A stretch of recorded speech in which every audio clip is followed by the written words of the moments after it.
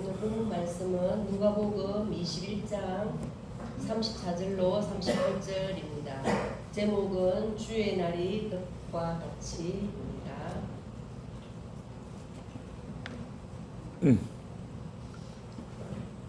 말씀 전거에 앞서 제가 아는 지인 중 한 분이 수영 동호회 회장으로 맡고 있는데 모임이 있다고 하였습니다. 그래서 그 모임의 인사말을 네이버에 검색해서 찾아봤다고 저에게 이야기하면서 저보고 얼마나 이렇게 이제 예배 준비를 위해서 많이 준비하는지 이해가 간다고 하는 이야기를 이제 나누는 시간이 있었습니다.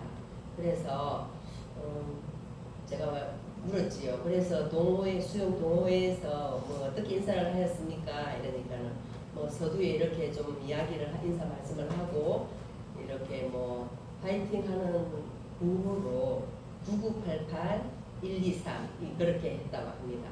그래 이제 99세까지 팔팔하게 살다가 하루 이틀 아프다가 뭐 간다는 그런 구호로 이렇게 외친 것 같습니다. 우리는 빚진 자이지요. 50년 전, 100년 전부터 우리는 복음의 빚진 자고 말씀의 빚진 자고 그렇게 생각합니다. 그래서 우리는 네이버, 다음, 백과사전, 위인전 등등 그런 것에 우리는 빚진 자가 아니겠습니까? 그런 생각을 해보았습니다. 37절에 보면 예수께서 낮이면 성전에서 가르치시고 밤이면 나가 감람원이라 하는 산에서 쉬시니라고 말씀하셨는데 예수님께서 하루라고 하는 일과의 시작이 하루라고 하는 생활의 시작이 새벽에 예배하시는 것임을 볼 수가 있는데 그것은 필연적으로 그렇게 되는 것입니다. 예수님은 참 하나님이시요 참 사람이지만은 언제나 고요한 처소와 시간을 가졌고 하루 일과의 시작에 있어서 첫 행사는 예배를 드렸는데 마가복음 1장 35절에도 보면 그러했습니다. 마가복음 1장 35절 제가 읽어드리겠습니다. 새벽 아직도 밝기 전에 예수께서 일어나 나가 한적한 곳으로 가사 거기서 기도하시더니 아멘. 그러므로 우리의 표본이 되시고 첫 열매가 되신 예수님께서 하루 일과의 시작을 하루 생활의 첫 행사를 새벽 예배로 시작하신 것처럼 예수님을 배우고 본받고 따라가고 닮아가는 우리도 하루 일과의 시작을 하루 생활의 첫 행사를 새벽 예배로 시작해야 합니다. 하나님과 의논해야 합니다. 그렇게 하는 것이 예수님을 구주로 믿는 사람으로서 마땅한 것입니다. 우리의 인격은 순응성이 있기 때문에 다른 사람과 접촉을 자주 하게 되면 접촉하는 그 사람을 닮게 됩니다. 도박하는 사람을 자주 접하게 되면 도박하는 사람을 닮게 되고 불량한 사람을 자주 접촉하게 되면 불량한 사람을 닮게 되고 또 싸움꾼을 접촉하게 되면 싸움꾼을 닮게 되고 선량한 사람을 자주 만나게 되면 선량한 사람을 닮게 되고 성현들의 전기를 계속해서 읽으면 그 성현을 닮게 되기 때문에 우리는 고요한 시간에 고요한 장소에서 예수님의 인격과 생애를 명상하는 그 일을 자주 해야 합니다. 그리하면 예수님의 인격과 생애를 닮게 됩니다. 예수님을 자기의 구주로 믿지 아니하는 사람들도 그들대로의 지성인이라고 하면 이른 아침에 일어나서 명상을 합니다. 우리도 하루의 첫 시간을 하나님에게 바쳐야 하고 또 한적한 시간을 가지도록 해야 합니다. 종교생활, 신앙생활을 제대로 하려고 하면 새벽 예배를 가져야 합니다. 고요한 시간에 하나님께 대하여, 인생에 대하여, 천국에 대하여, 세상에 대하여, 하나님의 구원에 대하여, 또 하나님의 심판에 대하여 우리 자신에게 대하여, 우리의 가정에 대하여, 우리의 이웃에 대하여, 우리와 관계를 가진 모든 것에 대하여 생각하여 보고 우리의 마음과 행동을 정리해야 합니다. 그런데 사람이 사람답게 살려고 하면 몸으로 많은 노력을 한다고 해서 되는 것이 아닙니다. 다시 말하면 우리가 예수님을 구주로 믿는 사람으로서 구주로 믿는 사람답게 살려고 하면 몸으로 많은 노력을 한다고 해서 되는 것이 아닙니다. 우리가 예수님을 구주로 믿는 사람으로서 예수님을 구주로 믿는 사람답게 살려고 하면 심령 활동을 많이 해야 하되 계속해서 해야 합니다. 많은 생각과 연구와 명상에 많은 시간을 투자해야 하는데 그렇게 한 사람이 사람다운 생활을 했습니다.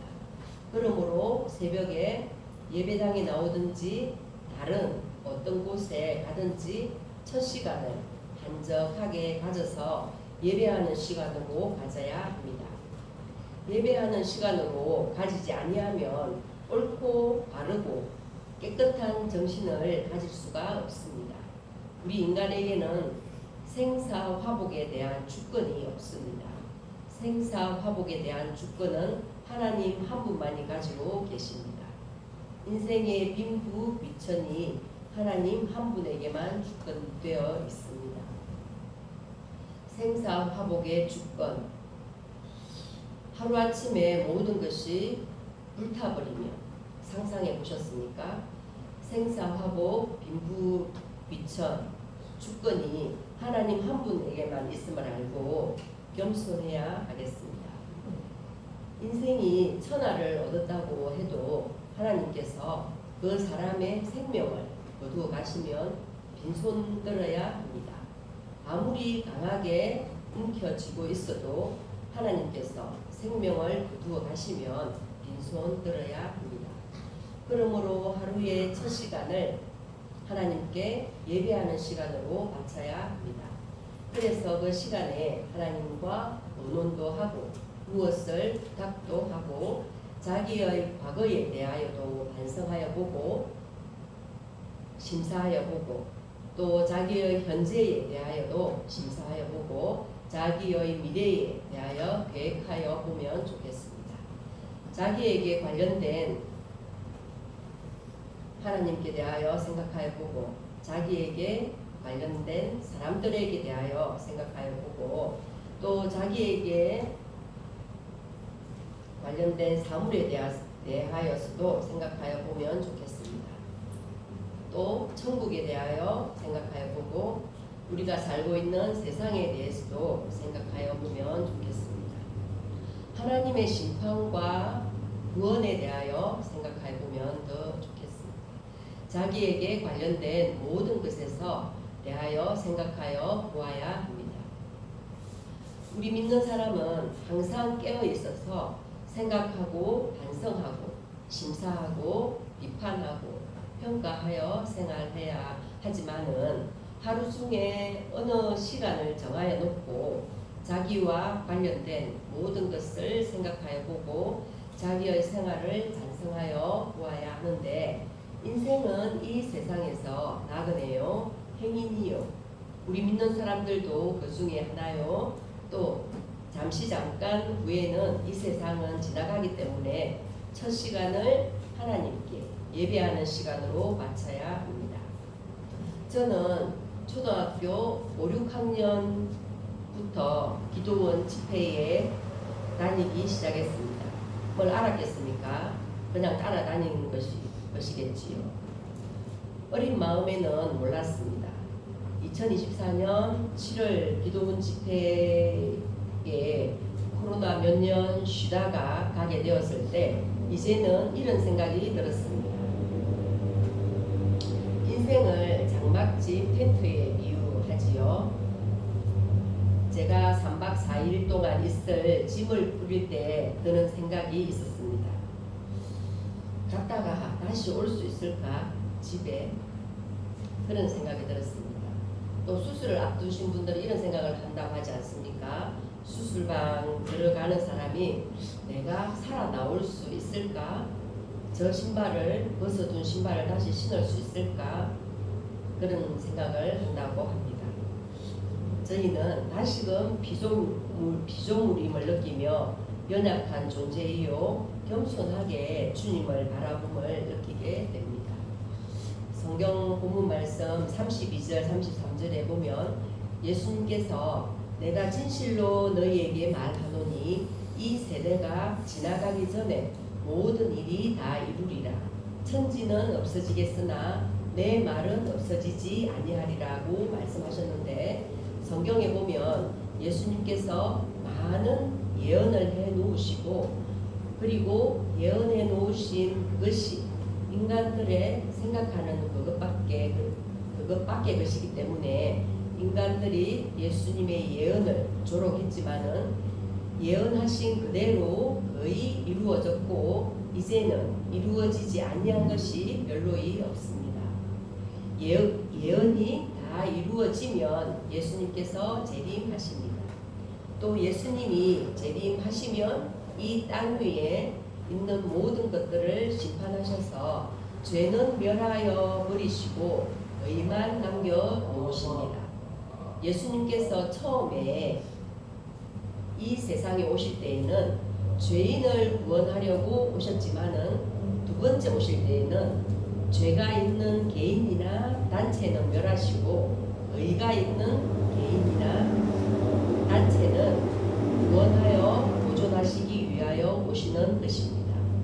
그런데 예수님께서 두 번째 오실 때에는 처음에 오실 때처럼 혼자서 오시는 것이 아니고 데살로니가전서 4장 14절에서 16절 말씀하신 대로 낙원에 가서 예수님의 재림을 기다리는 모든 성도들과 함께 오시는데, 호령과 천사장의 소리와 하나님의 나팔로 친히 오시는데 동양과 서양이 동시에 볼 수가 있도록 오십니다. 그런데 오늘에는 예수님의 재림을 부인하는 사람이 심히 많습니다.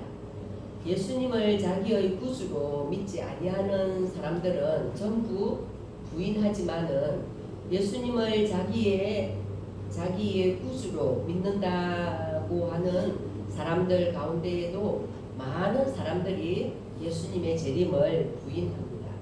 그러나 재림하실 당사자이신 예수님께서 세상에 다시 온다고 하는 이 사실을 천지는 변해도 변하지 아니함을 무화과 나무의 비유로 확실히 밝히셨는데, 성경 말씀 마태복음 24장 32절로 36절에 보면 무화과 나무의 비유를 배우라. 그 가지가 연하여 지고 잎사귀를 내면 여름이 가까운 줄을 아나니 이와 같이 너희도 이 모든 일을 보거든 인자가 가까이 곧 문앞에 이른 줄을 알라. 내가 진실로 너희에게 말하노니 이 세대가 지나가기 전에 이 일이 다 이루리라. 천지는 없어지겠으나 내 말은 없어지지 아니하리라. 그러나 그날과 그때는 아무도 모르나니 하늘의 천사들도 아들도 모르고 오직 아버지만이 아신다라고 말씀하셨습니다. 그러므로 우리는 예수님의 재림이 반드시 있음과 예수님께서 오시면 어떤 일을 하실 것인지 그것을 알고 준비해야 합니다. 오늘 본문 말씀 34절에서 36절에 보면 너희는 스스로 조심하라. 그렇지 아니하면 방탕함과 술 취함과 생활의 염려로 마음이 둔하여지고 뜻밖의 그날이 덕과 같이 임하리라. 이날은 온 지구상에 거하는 모든 사람에게 임하리라. 이러므로 너희는 장차 올 이 모든 일을 능히 피하고 인자 앞에 서도록 항상 기도하며 깨어 있으라고 말씀하셨는데, 이 말씀에서 명심해야 할 것은 무엇일까요? 사람은 수능성이 있는 그런 존재로 지음을 받았기 때문에 조심하지 아니하면 방탕하게 됩니다.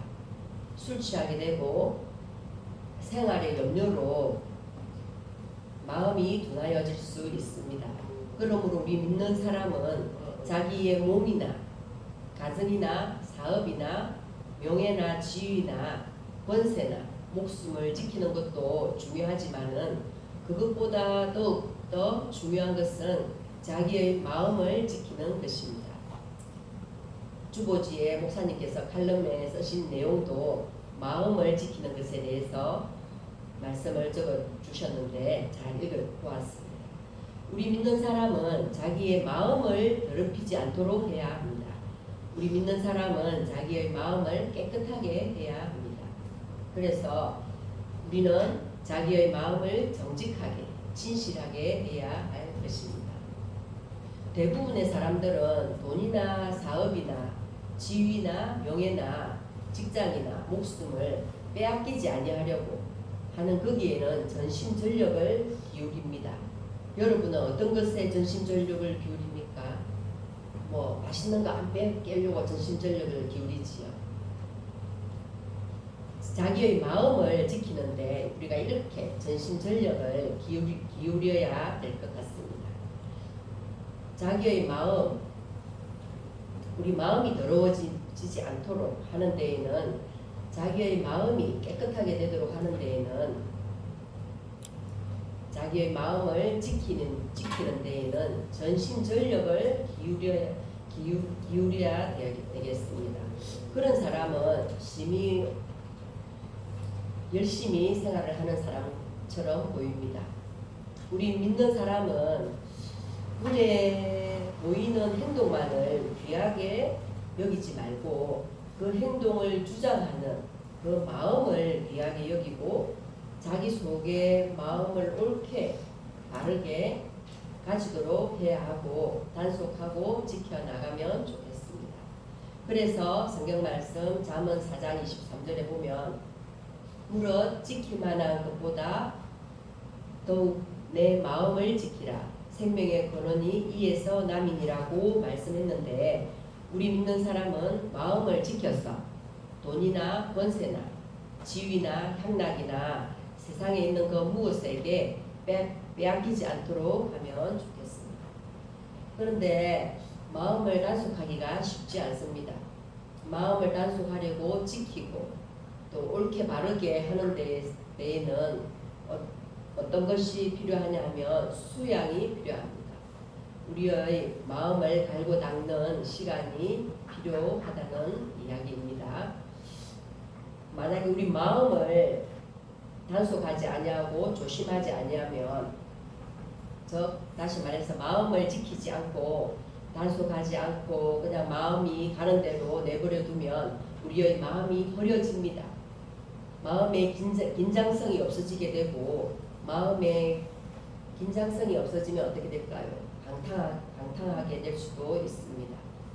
방탕이라는 것은 자기의 목표, 자기의 궤도에서 벗어나는 것, 잃어버리는 것입니다. 철로 위를 달리는 기차를 한번 생각해 볼까요? 철로 위에 달리는 기차가 탈선해버리면 어떤 상황이 일어납니까? 생각하기도 끔찍한 사고가 일어나겠지요. 그래서 우리는 방탕하지 않아야 함을 다시 한번 느끼게 됩니다. 만약 우리가 방탕하게 되면 술 취하게 되는데 술 취하는 것은 자기의 귀에 들려지고 자기의 눈에 보여지는 그것에 따라서 생각도 하고 말도 하고 행동하는 것입니다. 저와 여러분도 이렇게 오늘 만나서 서로 접촉하는 시간을 가지고 있는데요. 자기가 접촉하는 사람에게 따라서 변하여지고 자기가 처하여 있는 환경에 따라서 변하여지는 것입니다. 다시 말하면 술은 신구약 성경에 비추어서 잘못되고 비뚤어진 교훈과 사상과 지식을 말하는데 술 취하는 것은 잘못되고 비뚤어진 교훈, 잘못되고 비뚤어진 사상, 잘못되고 비뚤어진 지식에 물이 들어서 접촉하는 사람에게 따라서 또 접촉하는 환경에 따라서 변하여지는 것입니다. 성경 말씀 에베소서 5장 18절에 보면 이런 말씀이 있습니다.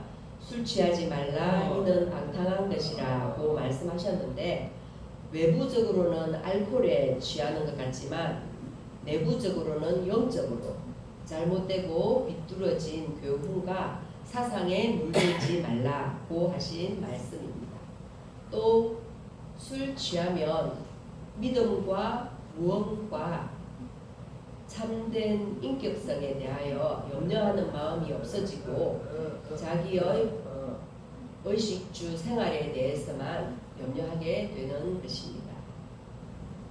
다시 말하면 성경 말씀 마태복음 6장 31절에 예수님께서 무엇을 먹을까, 무엇을 마실까, 무엇을 입을까 하는 것을 이방인, 곧 안 믿는 사람들이 구하는 것이라고 말씀하신 대로 술 취하면 안 믿는 사람들처럼 의식주 생활에 대해서만 염려하게 되는 것입니다. 그렇다고 해서 우리가 의식주가 중요하지 않다는 것은 아닙니다. 또 의식주에 대해서 안 믿는 사람들처럼 염려를 하게 되면 마음이 둔하여지는데 주님의 재림에 대해서는 아무런 관심이 없고 천국과 구원에 대해서는 아무런 관심이 없게 됩니다. 그렇게 되면 어떻게 될까요? 심히 가련하고 불쌍하게 되겠지요. 그래서 34절 말씀 처음에 보면 너희는 스스로 조심하라고 말씀하셨는데 다른 사람이 가다가 넘어지는 것을 보면 자기 자신도 얼마든지 넘어질 수가 있는 그런 사람인 것을 깨달아서 넘어진 그 사람을 비방할 것이 아니라 그런 사람을 봄으로써 조심해야 하겠습니다. 저도 예전에 이렇게 길을 가다가 한번 넘어져 봤는데 멸이 한 10개 정도 번쩍번쩍하고 또 얼마나 부끄러운지 그때는 하나도 안 아파요. 근데 집에 가서 찌 아프든지 그런 경험이 있습니다. 그래서 또 우리는 조심하지 않으면 마음이 흐려지는데 마음을 단단히 가다듬어서 조심성이 있게 주의를 집중하는 마음이 없어지게 되고 또 이제 그런 마음이 없어지면 어떻게 될까요? 이제 방탕하게 되니까 우리 마음을 항상 조심해야 되겠습니다. 그런데 우리가 만약에 방탕하게 되면 귀에 들려지는 대로 눈에 보여지는 대로 그것에 따라서 사는 사람이 되어집니다. 그렇게 되면 의식주 생활에 대하여 염려를 하게 되고 의식주 생활에 염려를 하게 되면 우리의 마음이 둔하여지겠지요. 그러므로 우리는 하루의 일과에 있어서 첫 시간을 누구에게 바쳐야 할까요? 하나님께 바쳐야 하겠습니다. 하루의 생활을 서두에서 말씀드렸듯이 하루의 생활을 예배로 시작하면 좋겠습니다. 그리고 명상하는 시간도 가졌으면 좋겠습니다. 기도하는 시간이 되겠지요. 저와 여러분들에게는 그렇게 함으로써 우리의 마음이 수양되어질 것 같습니다. 또 우리는 마음을 단속해야 한다고 앞에 구절에서 계속 말씀을 드렸는데 우리의 마음이 흐려지지 않도록 마음이 더러워지지 않도록 또 생활의 염려의 종이 되지 않도록 미혹을 받는 마음이 되지 않도록 단속해야 되겠습니다. 그렇게 하는 것이 스스로 조심하는 것이라고 생각되어집니다. 저와 여러분도 조심하는 저와 여러분이 되어지면 좋겠습니다. 마지막으로 34절에 너희는 스스로 조심하라. 그렇지 않으면 방탕함과 술 취함과 생활의 염려로 마음이 둔하여지고 뜻밖에 너희에게 임하리라 하셨습니다. 저와 여러분께 주의 날이 떡과 같이 임하는 날이 되지 않기를 주님의 이름으로 축원합니다. 이상입니다. 찬송가 드리겠습니다.